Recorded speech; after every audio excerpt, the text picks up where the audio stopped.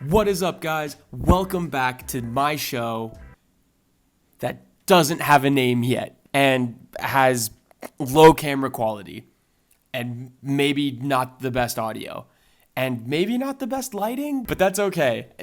Let's get to some introductions instead. My name is Alex. The reason why I'm here today is because I love college football. I love talking about college football, and I love talking to people, and I love sharing my thoughts and ideas on things, and I like being able to communicate with people. Anyways, enough about me. Let's get into the reason why we're here today. Yes, I'm talking about Vanderbilt, the mighty Vanderbilt Commodores, traveling all the way to Honolulu to take on the Hawaii Rainbow Warriors. Yes, that is their name.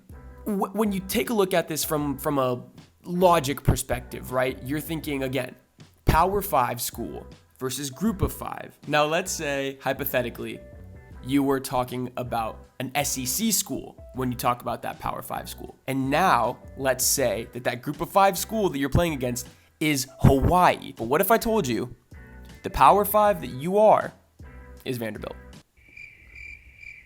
Not so excited anymore, are you? Vanderbilt is an interesting story here. Vanderbilt is entering year 2 under Clark Lee.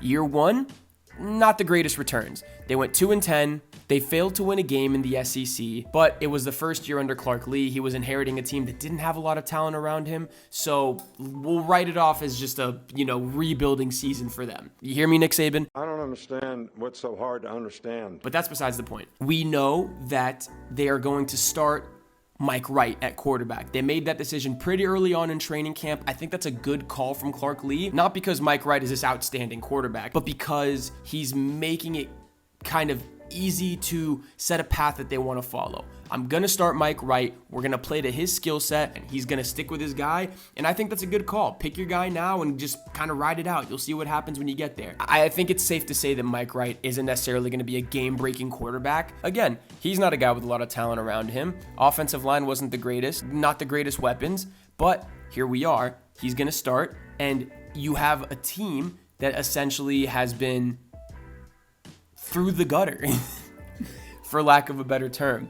A lot of people on that team experienced what was probably one of the worst football seasons of their life, record-wise. It's a little bit demoralizing, but more than anything, it's humbling. For those guys who stayed and endured that first season, they're going to be better for it.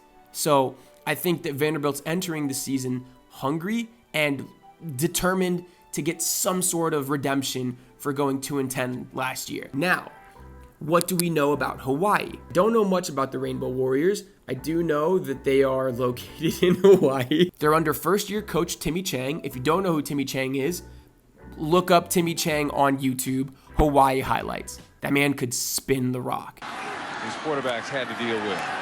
Chang with all day, over the middle again for Owens. One play and a touchdown. But being a good quarterback in college does not mean that you're going to be a great coach. But how impactful is that home field advantage going to be?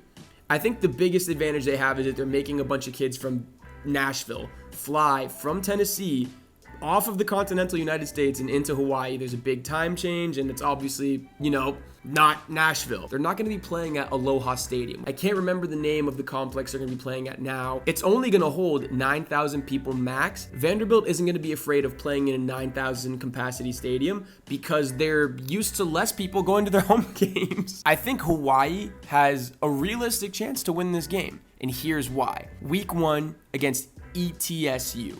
That was an FCS school meant to be a cakewalk and meant to be an easy win for Vanderbilt to start out that year. And look what happened. They stunk up the joint in front of their home crowd, and ETSU got to walk away with a bag full of money and a free dub. But I refer to, those guys who endured that loss and stuck around after that season ended. Those guys are only going to be better. But now you have Hawaii. Hawaii, they're not necessarily one of the most revered programs in CFB history. I mean, their novelty is that, again, they're located in Hawaii. They've had a couple of great gunslinging college quarterbacks, but that's kind of about it. They're sort of just like a fun one-off team that is either playing your favorite team that week because it's week 1 or week 2 of the year, or because it's 10:30 if you're on the East Coast, there's no other games, and Hawaii has saved the end of your weekend by giving you one more football game to watch. And they're probably never going to be a true powerhouse in college football, but they're playing a Vanderbilt team that got cakewalked by dang near everybody they played against last year. So why not Hawaii? And Hawaii's been talking the talk too. They expect to go into that 9,000 capacity stadium on Saturday and kick Vanderbilt's butt. And good for them. They should be confident. There's no reason for them to not think that they can't win that game. But I'm going to tell you why I think Vanderbilt's going to win. When you go and you only win 2 games last year and you stick around, you're in the weight room, your coach is around, you have a couple of your boys who stuck around and you're just getting ready to go for next year, you're going to be motivated. The biggest thing for Vanderbilt is this. Everyone who's on that team, including Clark Lee, knows that they're not going to win a lot of games this year. This is, again, part of that rebuilding process. However, that doesn't mean anything when you're going against a team that you know you can beat. It all goes out the window. They scheduled this game because they think they can win it. You're not going to fly your team out to Hawaii just to lose. And Hawaii wanted this game because when's the next time Hawaii is going to get a chance to beat a school from the SEC? Because they could. But I think when you're looking at differences that could make an impact in this game, mistakes they would make last year, poor playing, poor decisions, cue the Ken Seals ghost fumble. We haven't seen much of it all tonight. Whoa, the ball slips out of the hand of Seals, scooped up by the Buccaneers. Here comes the return by Scott. You would imagine that stuff like that isn't going to be happening as much under Clark Lee in year 2. And if you look on the other side of things, Timmy Chang is entering his first year as a head coach. I believe it's his first time being a head coach ever in his college coaching career. And you never know. Again, there's no guarantee that he's going to come out there and even have his guys ready to play. There's no guarantees on what you're going to get from Hawaii. They're very much a mixed bag as much as Vanderbilt.